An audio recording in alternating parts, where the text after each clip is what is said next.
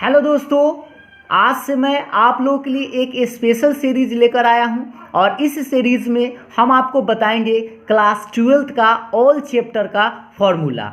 और जैसा कि आप सभी लोग जानते हैं कि हम लोगों का एग्ज़ाम नज़दीक है और एग्ज़ाम में ऑब्जेक्टिव सवाल ज़्यादा पूछे जा रहे हैं, जिसके कारण हमें फार्मूला की ज़रूरत बहुत ज़्यादा पड़ेगा। वह इसलिए क्योंकि डायरेक्टली ऑब्जेक्टिव सवाल जो है वह फार्मूला से डायरेक्ट पूछा जाता है। तो इसीलिए हम आपको लिए एक ऐसा सीरीज़ लेकर आए हैं जिसमें कि आपको हर एक चैप्टर का सिर्फ और सिर्फ फार्मूला बताएंगे, जिसको आप याद करके, और आपको ट्रिक भी ऐसा बताया जाएगा जिससे कि आप फार्मूला आसानी से याद कर सके। तो चलिए आज से हम इस सीरीज़ को स्टार्ट करते हैं और इस सीरीज़ में आज हम लोग फार्मूला नंबर पार्ट 1 में बात करेंगे डिफरेंशिएशन ऑल फार्मूला के बारे में।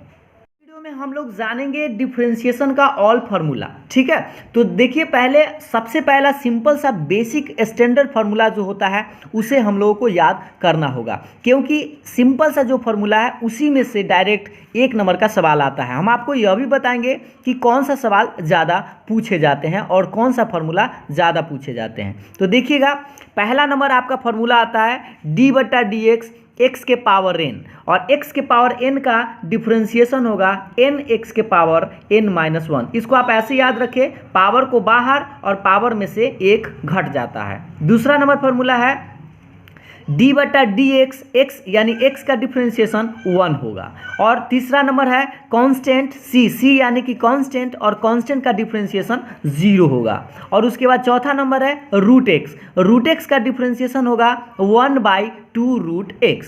पांचवा नंबर है 1/x, और 1/x का होगा -1/x²। अब हम लोग आते हैं नेक्स्ट 6 नंबर पर, d/dx e के पावर x का डिफरेंशिएशन होगा e के पावर x।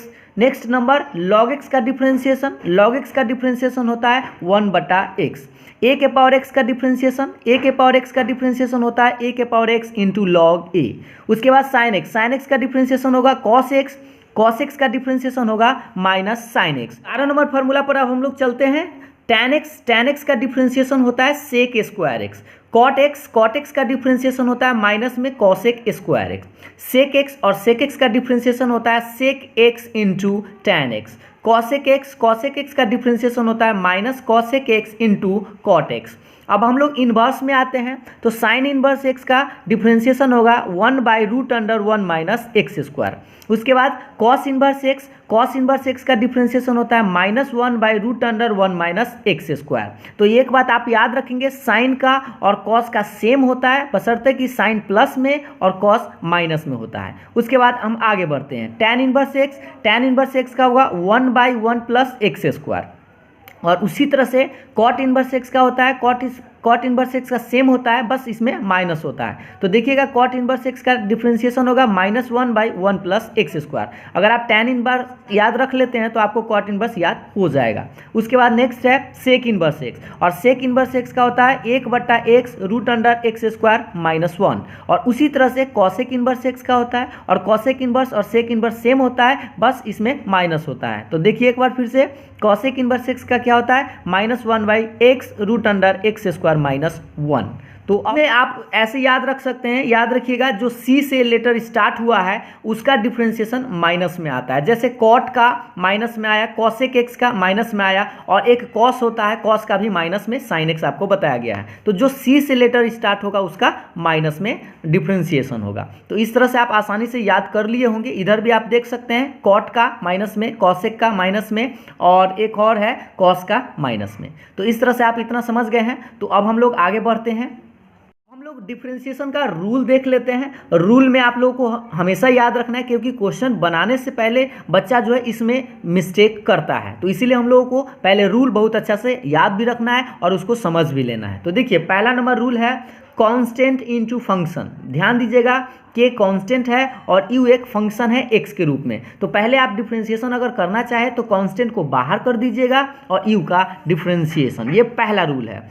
दूसरा नंबर रूल है, अगर प्लस में दो गो चीज़ हो, जैसे u हो और एक b हो, प्लस में हो या माइनस में हो, दो गो फंक्शन है x के रूप का u और एक b, अगर हमको डिफरेंशिएशन करना हो तो क्या करेंगे, पहले u का डिफरेंशिएशन करेंगे, और प्लस है तो प्लस देंगे, माइनस है तो माइनस माइनस देंगे और फिर v का डिफ्रेंशिएशन करेंगे। ये सिंपल सा रूल है। लेकिन तीसरा नंबर रूल क्या है, u इंटू बी। अगर इंटू में हो तब आप ऐसा इस्तेमाल नहीं करेंगे, इसका स्पेशल रूल लगाना होगा। इसमें आपको करना क्या होगा, पहला को बाहर कर लेना होगा और दूसरा का डिफ्रेंशिएशन, और प्लस दूसरा को बाहर करना होगा और पहला का डिफ्रेंशिएशन करना होगा। एक बार फिर से u को बाहर, b का डिफ्रेंशिएशन, प्लस b को बाहर, u का डिफ्रेंशिएशन। इसको याद करने का तरीका सबसे अच्छा है, पहला को बाहर, दूसरा का डिफ्रेंशिएशन, प्लस दूसरा को बाहर और पहला का डिफ्रेंशिएशन। ठीक है। और 4 नंबर देखिए, लास्ट रूल है u बटा v का। अगर बटा में हो यानी भाग में हो क्वेश्चन डिफ्रेंशिएशन में, तब हम लोग कैसे करेंगे, तो पहले आप लिखेंगे v का स्क्वायर और v को ही बाहर करेंगे और u का डिफ्रेंशिएशन माइनस u को बाहर और v का डिफ्रेंशिएशन। ठीक है। अब इसको याद कैसे रखेंगे, तो पहले नीचे का स्क्वायर, निचला को बाहर, ऊपर का डिफ्रेंशिएशन माइनस ऊपर का को बाहर और निचला का डिफ्रेंशिएशन। ठीक है। तो इस तरह से आप याद कर सकते हैं। हम लोग सीखेंगे डिफ्रेंशिएशन का ऑल फार्मूला में क्लास 12 का ही चेन रूल के बारे में। और चेन रूल जैसा कि आप सभी लोग जानते हैं कि चेन रूल आपके लिए सबसे ज़्यादा इम्पॉर्टेंट है। तो पहला नंबर आप याद रखेंगे dy/dx बराबर dy/dt गुना dt/dx, और dt से dt कैंसिल हो जाएगा तो फिर dy/dx बचेगा। ये किसके लिए है, जब आपके पास दो फंक्शन का डिफ्रेंशिएशन करना होगा, तो इस तरह से आप चेन रूल लगाएंगे। यही चीज़ अगर 3 को हो तो इसको लिखेंगे dy/dx बराबर dy/dt गुना dt/du गुना du/dx। जैसे u से u कटेगा और t से t कट जाएगा तो फिर हमारे पास dy/dx बचेगा। तो ये कब लगाएंगे, जब हमारे पास 3 गो फंक्शन हो। ठीक है। अब हम लोग ये चेन रूल पर ही इंपॉर्टेंट फार्मूला याद कर लेते हैं, जिससे कि आप आसानी से ऑब्जेक्टिव सवाल हो और सब्जेक्टिव सवाल हो बना सके। जैसे पहला नंबर फार्मूला याद रखें, d/dx फंक्शन के पावर n। d/dx फंक्शन के पावर n का फार्मूला क्या होगा, n पहले पावर को बाहर करेंगे, फंक्शन पावर में से 1 घटाएंगे मतलब n-1, और फिर से आप इसी फंक्शन का डिफ्रेंशिएशन करेंगे तो d/dx of function. Next formula है रूट फंक्शन। अगर रूट फंक्शन हो तो रूट एक्स का आप लोगों को याद होगा 1/2 रूट एक्स होता है, तो 1/2 रूट फंक्शन गुना और फिर से इस फंक्शन का डिफ्रेंशिएशन।